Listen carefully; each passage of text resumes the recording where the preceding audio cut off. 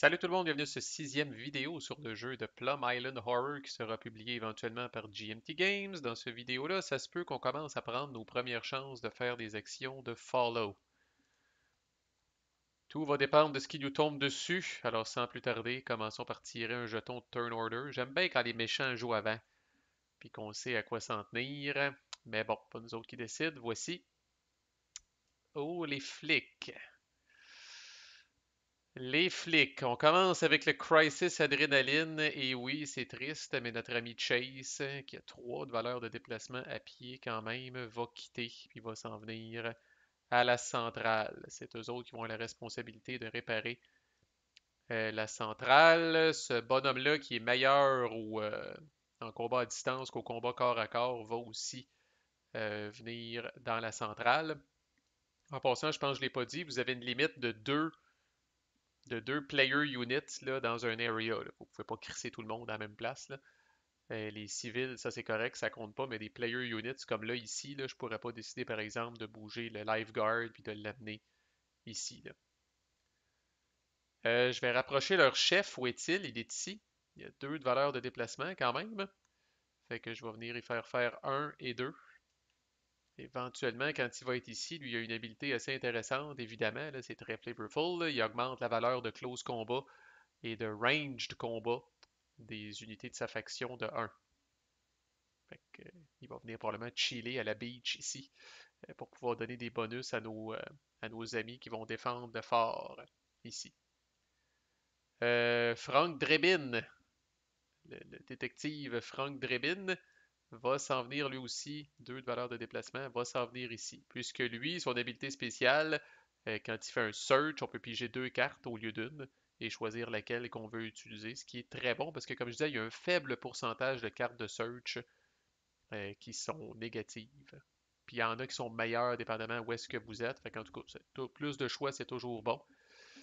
Et même notre ami là, J. Friday, officier de patrouille, 2 de valeur de déplacement, va reculer puis va s'en venir ici. Là.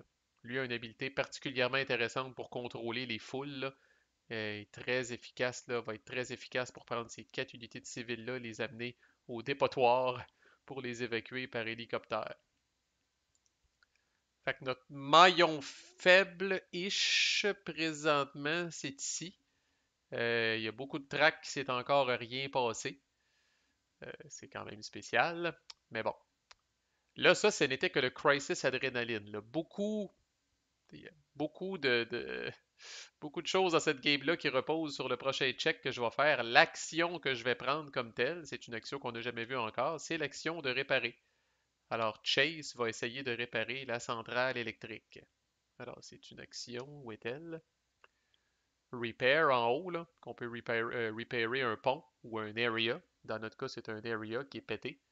Alors, pour ça, il faut piger un Fate Number. Il faut regarder la table de réparation qui est ici. Là. En gros, on vise un 4 ou plus.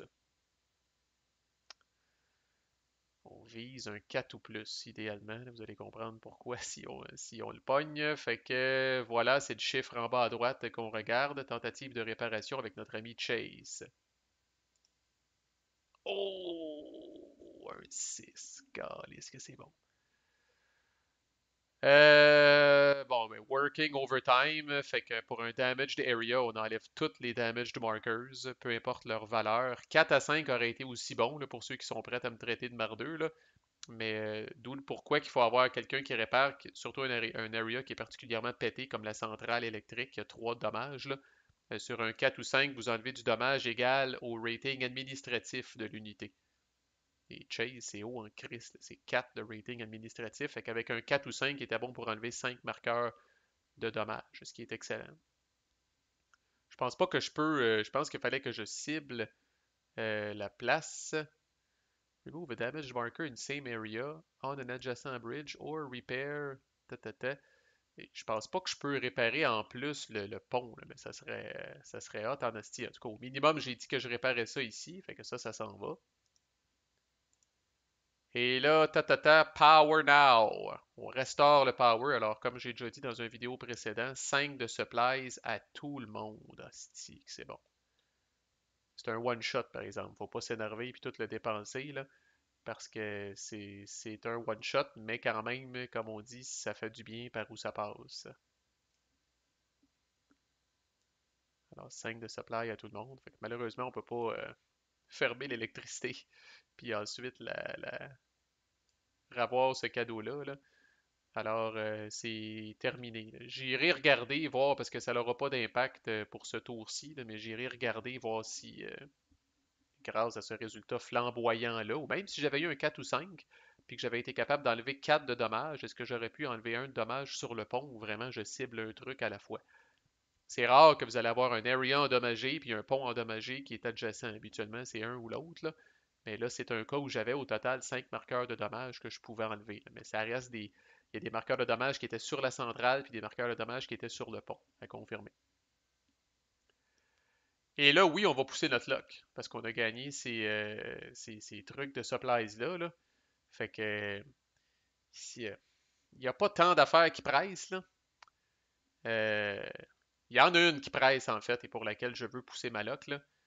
Vraiment, notre maillon faible, je dirais, là, c'est cette traque-là ici, où au niveau de la défense, c'est pas vers jeu, là. Alors, au cas où que cette horreur-là, là, parte en peur, vienne tuer lui, puis après ça, s'en vienne ici, puis s'attaque à la pauvre CIO, là, qui est crissement faible, là. Comme je parlais, je veux vraiment bâtir le compound brun ici, le compound compound W, justement, qui s'appelle, en l'honneur des, c'est pas des, c'est pas un médicament contre les hémorroïdes, ça. C'est pas un onguent contre les hémorroïdes. Pas que je connais ça. C'est un de mes amis qui a des hémorroïdes qui pourrait vous en parler plus. Fait que, anyway. Fait qu'on va bâtir le compound ici. En fait, fait que là, officiellement, je fais une action de follow. Les oranges en font pas, les verts en font pas, mais Pearl Security Services décide d'en faire. Fait que là, build compound, ça prend une unité qui a un admin rating de 3 ou plus. C'est son cas, elle a 3. Ça coûte 2 de supplies. Fait que déjà, j'enlève le 5, remplace ça par 3.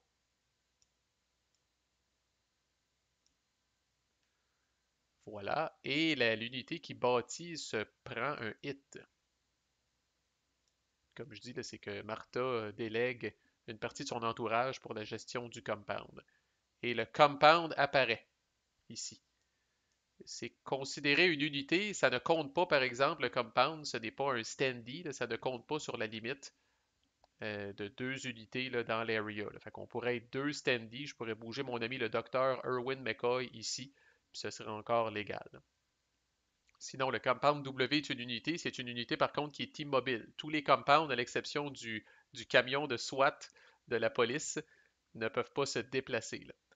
Fait que, donc, c'est stationnaire. Fait qu'il faut y penser. Sinon, ils ont quand même généralement, là, tu sais, comme 5 points de vie, euh, 4 de bravery, 2 de rating de close combat, 4 de ranged combat. C'est bon en Chris, là. Puis souvent, ils ont une habilité additionnelle de combat. Pas eux autres, par contre.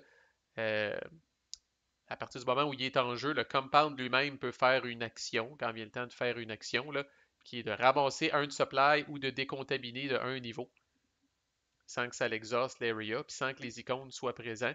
Mais si un scientifique, soit le docteur Erwin McCoy ou le docteur Leo Bones Corey, qui est en haut à droite, là, s'il y a une unité de scientifique qui est dans l'area, là, on augmente l'effet de 1. Là. Fait que plus 2 de supplies ou moins 1, moins 2 de levels de contamination. Alors voilà, c'est fait, on est tout excité, mais rappelez-vous, action de follow. Je dois piger une carte pour savoir si je m'en sors indemne ou si je vais être obligé de piger un événement. Ah là là. Fait que là, on vise la bande noire qui dit no event card sur la fate card qu'on va piger. C'est le cas. Ouf. Et là, vous le savez, Marco il est nerveux. Fait que là, je suis bien content que ça aille marcher. Fait que je fais rien de plus pour l'instant. On repige un autre jeton. Good, c'est des horreurs. Deuxième fois sur 3 que les horreurs marchent, je pige. Oh, et c'est de la petite affaire en plus. Seulement une track de chaque. Fait qu'on on spawn et Chris, par exemple, la track 2. Ouh. La track 2 va être rendue à 10 horreurs. Parce que là, je spawn encore 3 horreurs sur la track 2.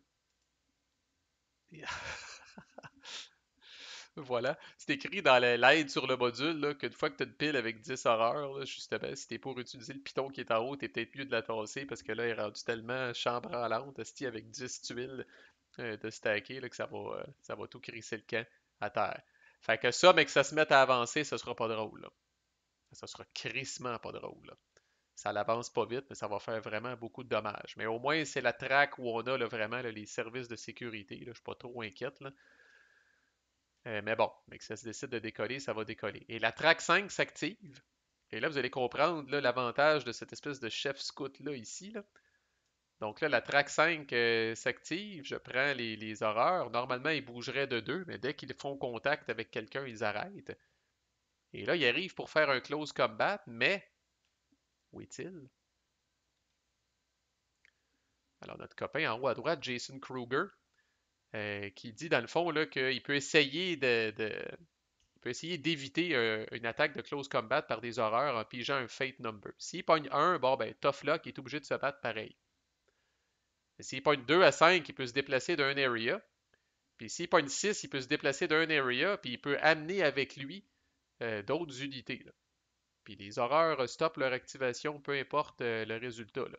Fait que ça, c'est un crise de bon speed bump à horreur. Là. Alors, on va y faire prendre des risques, mais lui va ralentir beaucoup la progression des horreurs sur cette track-là. Là. Fait que, tu sais, au pire, allez, même si vous pognez un, il n'y a même pas de choses négatives. Même si vous pognez un, bon ben, il est obligé de se battre pareil, ce qui aurait été le cas s'il avait été parké là quand même.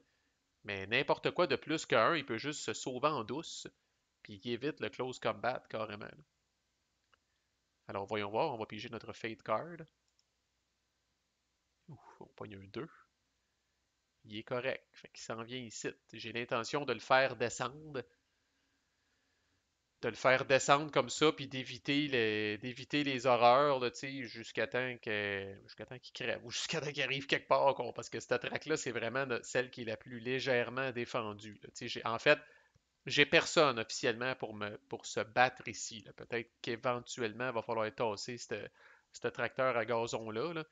Mais j'ai personne officiellement pour opposer quelque chose aux horreurs. Là. Fait qu'on achète du temps en faisant que lui se sauve devant les horreurs et les ralentis. That's it, next. Les verts. Ok, les verts, je m'étais dit quoi? Monsieur ici, tailgate, machin, on va l'amener ici. Parce que lui, bah, c'est ça, pour qu'éventuellement il peut se faire un search ici, là, parce que là, il peut rien que chercher des supplies. Puis, en fait, là, la défense présumée de cette track-là, c'est ces vétérans-là. Là. Sont quand même pas pires. Là. Sont lents comme le Chris, par exemple. Là. Fait que 1 de valeur de déplacement dans le Crisis Adrénaline, je vais les bouger ici. Là. Ces vétérans-là, ils ont quand même 3 de valeur. Où sont-ils? Ils sont en haut au milieu. Ils ont 3 d'attaque de ranged. Puis ils peuvent rerouler un ou plusieurs de leurs dés. Ouais, une fois par combat. C'est bon, Chris. Dans ce 3D, tu pognes 3 blancs, tu peux rebrasser les 3, ou tu pognes un demi-hit ou quelque chose de même, ou tu pognes la défense alors que tu tirais de loin. Très très bon. Ça fait que ça va être eux autres qui vont être attitrés à la défensive ici. Pour ce qui est de leur action comme telle, ben là j'ai l'embarras du choix, mais je voulais faire un search. Fait que, bon, on va y aller avec notre ami de Tailgate ici. Il va faire un search dans cette area-là ici chez Bose Barbecue. Les autres bougent pas en passant. Là, le leader va rester ici. C'est un leader qui est très ordinaire. Mon chef scout reste ici sans surprise. Puis j'ai elle. Ouais, elle, je peux bien l'avancer pour qu'elle protège un petit peu plus au cas où que le flic prenne un petit peu plus de temps pour venir escorter le monde. Là. Fait que officiellement, j'ai fait un search avec mon ami. What's his name? Gordon. Gordon Fietti de Tailgate Caravan. Bon. Alors voilà, puis j'ai une carte de search. Le Motor City Madman. Alors, les éléments de mon unité ont rapporté euh, qu'ils se font tirer des flèches dessus. Ils découvrent que leurs assaillants sont des étudiants de l'école de tir à l'arc de l'oncle Ted, qui est une institution célèbre fondée par l'espèce de fou, l'oncle Teddy Bear, qui vient de Détroit. Alors, je place le Uncle Ted's Archery School VIP Civilians Unit dans cet area-là avec 2 supplies. Et on exhauste l'area. Donc, on exhauste l'area.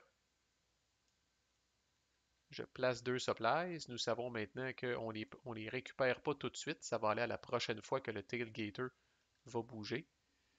Et où est-il, l'oncle Ted Archery School? Il est ici. Il a l'air de quelqu'un qui donne des bonus, ce qui serait très flavorful. Il a l'air de quelqu'un qui donne des bonus au range d'attaque. Où est-il? Ces civils sont armés avec des arcs et des flèches et sont considérés eux-mêmes comme ayant un range combat rating de 2. Un joueur peut utiliser une combat action pour que cette unité puisse faire un range combat attack comme un NPC unit. Et ça ne coûte pas un de supply, parce que faire des ranges d'attaque, là, il y en a peut-être quelques smats parmi vous qui ont dit, ben Chris, ce jeu-là, justement, t'as rien qu'à tirer à distance, comme ça, t'es jamais collé sur les horreurs, puis t'as jamais de cubes qui s'en vont dans le sac, mais faire un tir à distance, normalement, avec une unité de joueur, une unité de faction, ça coûte un de supply de faire ça. Et ça passe vite. Mais eux autres, on va les mettre de ce côté-là pour s'en rappeler. Là, eux autres peuvent tirer. Puis ils sont crissement bien placés parce qu'ils peuvent tirer à la fois ici et là. Fait que nice find de la part de notre tailgater. Et là, la question à 100 pièces, est-ce qu'on pousse notre lock? Est-ce qu'on pousse notre lock? Est-ce qu'on pousse notre lock? Il n'y a rien qui presse officiellement. Officiellement, il n'y a rien qui presse. Les horreurs vont se réactiver bientôt, ça c'est sûr. Je voudrais bâtir le compound orange aussi, vous allez comprendre pourquoi, puis je voudrais le bâtir ici, puis je pense que c'est ça que je vais faire. Fait que je vais faire un petit follow là, après les verts, donc officiellement eux autres passent, et ça vient à eux autres. Et là, je vais utiliser le coach Sid Kaloun, qui a en masse, qui a 5 d'admin rating. Il se bouffe un hit. On enlève 2 de supply. Et où coach, il est ici. On enlève 2 de supply et on bâtit leur magasin d'équipements sportifs. Alors, eux autres, c'est leur quartier général, il s'appelle comme ça. 3 close combat, 2 en range, 5 points de vie, 5 de bravoure. Mais ce qui est très intéressant quand il est en jeu, là, le endless supply de balles de tennis et de balles de golf. Alors, tant que cette unité-là est en jeu, les joueuses de tennis et le joueur de golf n'ont plus à payer un de supplies pour faire du range combat. Ils ont un supply illimité de balles de tennis et de balles de golf. C'est intéressant, Chris. Puis on pourrait y revenir, mais dans les compounds aussi, vous êtes capable vous êtes capable là, que des unités civiles se cachent dans le compound. Ça ne vous donne pas leur point d'évacuation tout de suite. Il faut que le compound survive pendant toute la game. Mais si à la fin de la game, vous avez des unités de civils qui se trouvent dans un compound, leurs points vont compter. Fait qu'encore là, c'était bien le fun. Est-ce que j'ai réussi à faire ça là, sans éveiller les soupçons des horreurs? C'est ce qu'on va savoir en pigeant une Fate Card. Et oui, encore une fois. Et je ne pousserai pas ma lock davantage. À partir du tour 2, peut-être qu'on va commencer à être un petit peu plus fringant. Et sans surprise, on pige un dernier rouge. On pige la Fate Card. Ouh, Chris. Fait que c'est bon c'est pas bon, là. No spawn. Par contre, on active 3 tracks. 4, 5 et 6. Aïe aïe. Alors 4, ça bouge de 2. 1, 2. Close combat. Oups. Close combat, alors l'équipe du magasin de photos, là, les négatifs de Nancy, boit la tasse. Donc, eux sont morts. Ça va être notre cimetière. Puis, c'était quand même un close combat. Alors, un cube jaune s'en va ici. Et les forts de ça, les horreurs grossissent. Parce qu'ils ont tué quelqu'un. Track 5, round 2 de notre combat contre ce charmant personnage-là. Fait qu'on tire une carte de fate, 2 ou plus s'il vous plaît.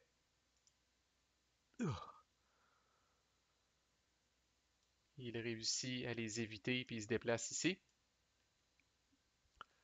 Et la track 6, qui est moins problématique à cette heure que j'ai bâti l'espèce de truc, là. Mais tout ça, là, ça bouge encore de 2. Fait que un, 2. Et ils vont tuer la famille Adams, malheureusement, qui valait 2 points. C'est considéré un close combat, alors un cube jaune. Et gros 6 d'une tuile. Mais c'est tout. Alors, c'est pas si pire. La séquence de fin de tour, il y a quelque chose qu'on fait seulement la nuit, on va le skipper. Mutation, régénération, step. On le skip aussi. C'est si on a les horreurs spéciales qui sont ici. Là, ces horreurs-là se guérissent d'un dommage à la fin de chaque tour. Ils sont tough déjà qu'ils sont tough en crise. En plus, ils se guérissent automatiquement à la fin de chaque tour. Et là, vous allez comprendre, là, Marco, il met des petits cubes dans le sac, esti, puis il se passe jamais rien. Là, mais à la fin de chaque tour, au minimum, puis il y a certains événements qui vont vous le faire faire aussi, là, mais à la fin de chaque tour, au minimum, il y a le Biohazard Infection Step. Alors, je pige 2 cubes du pochon. Et en fonction de leur couleur, là, on va faire bouger le Biohazard Level. Alors, si je suis mardeux puis je pige des cubes verts, pas d'effet. Cube jaune, plus 1. Cube rouge, plus 2. Alors voilà, j'en pige 2. 1 et 2. Puis piger un vert sur le tas. Mais ce n'est pas arrivé. Et ça retourne dans le pochon. Et maintenant, le biohazard est ici. Puis on répète qu'à part la défaite automatique qui est ici, à partir du moment où il est à 9, ça spawn 4. Quand on spawn 4 horreurs au lieu de 3, ça fait une différence. On refill le turn order bag, autrement dit, on prend tout ça, puis on vient le recrisser là-dedans. Et on avance, le game round marker. Nous sommes maintenant l'après-midi du 25 octobre. Et là, quand nos jetons vont sortir, nous allons avoir 2 actions par faction. Ça, c'est important. Chris, ça fait une grosse différence. Puis oui, on va commencer peut-être à pousser notre lock encore plus parce que là, on commence à avoir des horreurs qui sont à portée de tir de certaines personnes. Fait qu'on va commencer à s'exciter le poil un petit peu. Surtout qu'au final, l'événement qu'on a pigé, l'événement normal qu'on pige à chaque tour, n'a eu aucun impact. Fait que, je pense qu'on va pouvoir se permettre d'être un petit peu plus fringant. Et ça conclut la fin de la première round. J'ai pas l'intention de m'arrêter là, fait que je vous poserai même pas la question. Si on continue. Moi, j'aime trop ça. Je l'enregistre, je le pose, puis écoutez-les si ça vous tente, puis sinon, passez à autre chose. Mais on poursuit The Plum Island Horror au prochain vidéo. À plus.